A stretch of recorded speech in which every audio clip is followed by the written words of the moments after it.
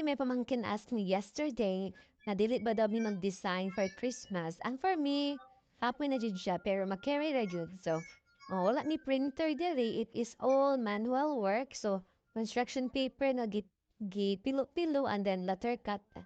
No, this is it guys.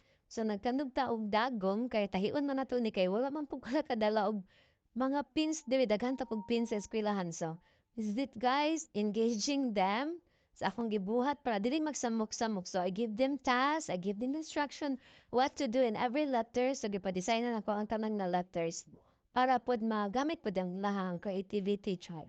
So, mani siya, dali na kita nahuman, automatic ni instant niya to ang backdraft kunuhay. Kay ganahan mang mga pamangkin na to ay picture-picture man sila. Ginalian ni siya guys.